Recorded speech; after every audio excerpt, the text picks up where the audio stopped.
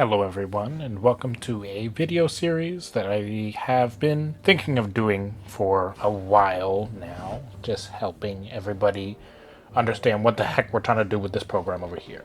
Most music educators, we kind of have to use this program a lot whenever we're having to deal with making parts or making music for other people, because sometimes teaching don't always get the bills paid.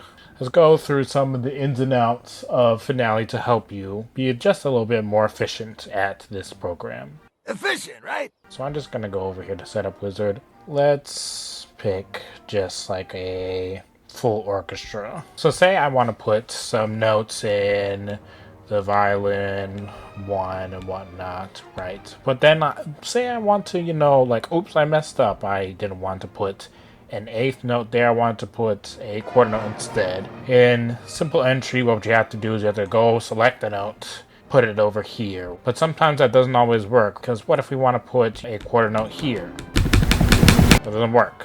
Finale doesn't automatically make it adjust the rest of the notes that we can put the rhythm in where we want to put the rhythm in. So instead of using the simple entry over here, try to get used to using speedy entry instead. That's why he's the GOAT!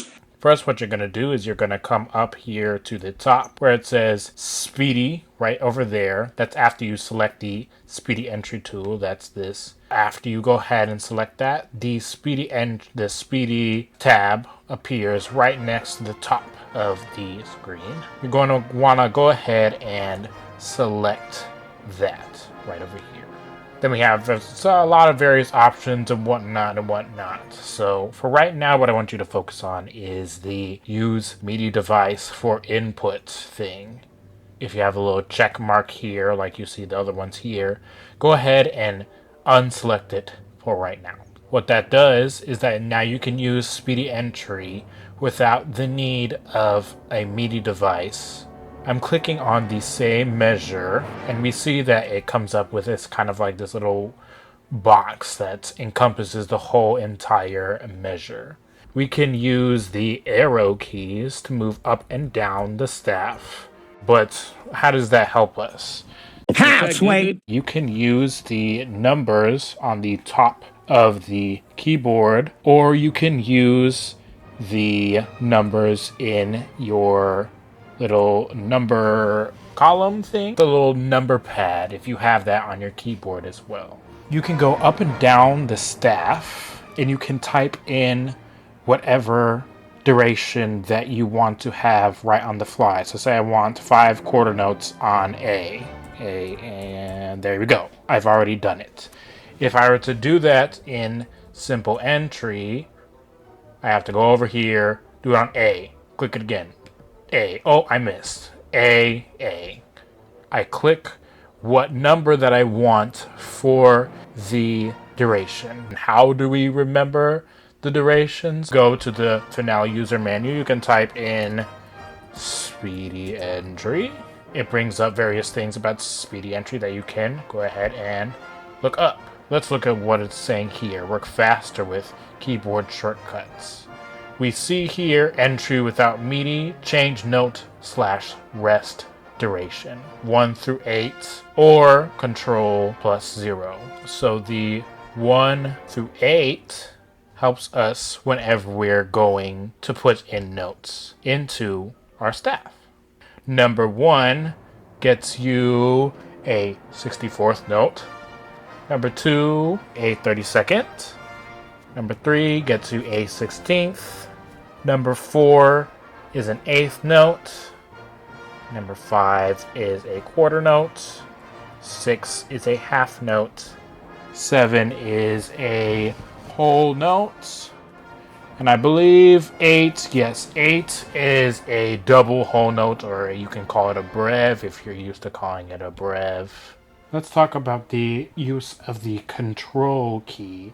If I go ahead and click Control 1, we get this dialog box called Tuplet Definition. If we take a look here and see, we have 3 eighths in the space of 2 eighths. So this can get us triplets or any other kind of tuplet. as it says here. So I could get, if I wanted, 5/16 in the space of 4/16 instead. I could put in 5/16. And we see that we have our quintuplet here. There is an easier way to do another tuplet. So if I just wanted a quintuplet, I could just go ahead and press Control 5. And then I can put in the tuplet that I want of any duration. So say I wanted a tuplet of 5 quarter notes. It's going to sound kind of weird. Strange. But you see, I can get that there. And I didn't need to define it in the tuplet definition instead. However, if you use this method, I cannot put in something like this, where I have this, then I have that, right? I can, you can kind of get away with, because we have, it's all underneath the 5.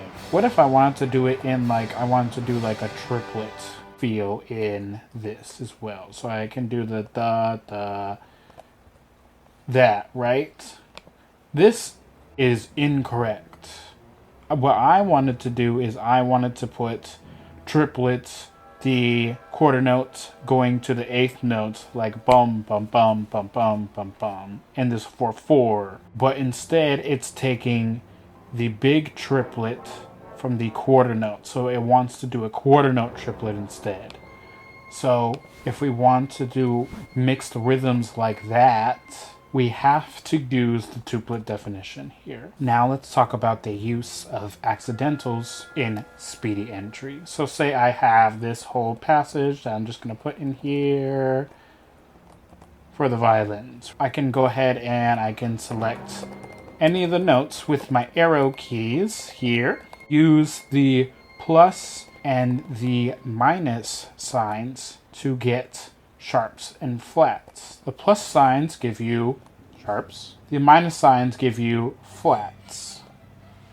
If you do a minus sign on a sharp, it will bring it down to a natural, and then it goes to its flat counterpart.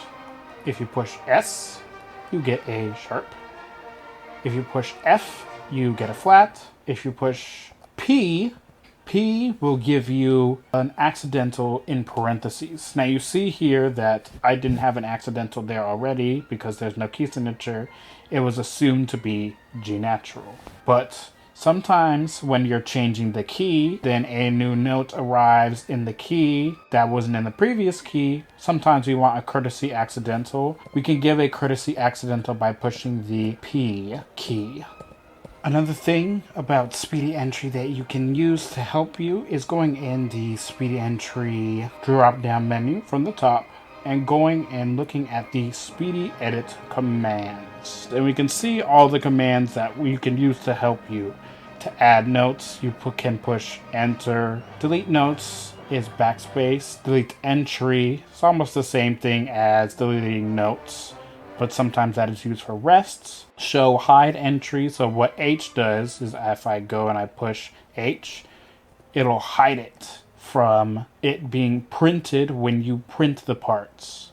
So you can still see that it kind of grays out the notes, but this note will not be printed whenever it is printed out. Enharmonic will change the note enharmonically to its enharmonic equivalent. So I go ahead and let's go ahead and do it on the G sharp. I push 9, and now it's enharmonically spelled as A flat. Now L, flip stem direction. This can help tremendously when cleaning up parts. If I go and push L in the middle of this, it'll flip the whole entire stems down. So say if we're trying to create parts with multiple lines, and we're doing things like this, where we're adding notes and whatnot, and they get a little crowded, like at the top of having that, all that, the stems up. We can put it stems down, and it will clean it up just a little bit there. Sometimes when you have younger students and they see this 4-note grouping, they can get a little confused and play them as 16th notes or any other rhythm. So to make it a little bit more clear, to separate the beams, what you can do is you can hit the / key, and it breaks up the beams right at the note that you selected. We can re-beam them by pushing the same key again, and it doesn't have to always be in even parts like this. You can put it like that. Put it here, you can see it beams all of them together, but that's more confusing. If you see that in 4/4, it looks like a whole jumbled mess. Disgusting! Put it there, or there. That can give you some interesting combinations where you have the 5 plus the 3, even though it's in 4/4. So if you were creating music that kind of has that beat pattern of the 5 and 3, but still in 4/4, you could do that as well. The other slash that we can use is the backslash, and that flattens the beam. By using the backslash to flatten the beam instead, we see that this beam is a little bit angled here. If I push it, the backslash, it flattens the beam completely. That can be useful for cleaning up those beams whenever you're using the beam edit tool. The equals sign can be used to tie a note to the next note or untie a note to the next note. So if I go ahead and say I wanted to put this on B, and I go here and I push the equal sign, it ties it. You could push T, also ties it. So you could use T, or you could use the equals key to help you. You can add dots to the notes by pushing the period key. So what I could do here is I could add a quarter note, and I could add a dot to it here using the period key. I can also add another dot, another dot, another dot, and I can keep adding as many dots as I can until the whole measure is gradually taken up, or however many Finale can handle. The grace note command is the semicolon. I can enter the semicolon key, and then it becomes a grace note. Another thing that we can do in Speedy Entry in the drop-down menus, go to Speedy Navigation. We can see here that if we use the arrow keys and the shift key, it can also help us navigate on the whole page much faster than using the mouse instead. So we can use shift left to go to the previous measure, shift right for the next one, shift up to go up one staff, shift down to go down a staff, control and the left arrow to go to the start of the measure, control right to go to the end of it, left to go to the previous note, right to go to the next, up to go up a step, down to go down a step, just like how we were using Speedy Entry before. And that was getting to know the basics of Speedy Entry and its commands. So a quick recap for all of you. You can use the up arrow and the down arrow to move up and down the staff, left and right to move to different parts of the measures, or once you put in notes, you can use it to move to different parts of the same measure as well. You can use the plus key to get a sharp and the minus key to get a flat, and you can use those for double sharps and double flats as well. You can use the equals key to tie.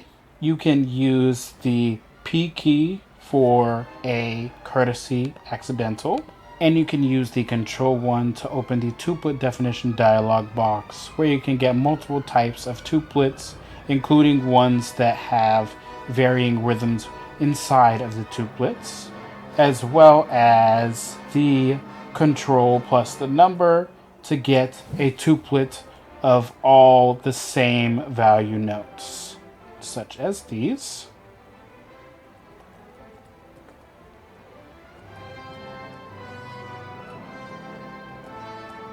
I hope y'all enjoyed these videos out there, all of you that are music educators. Hope this helps you with your Finale endeavors.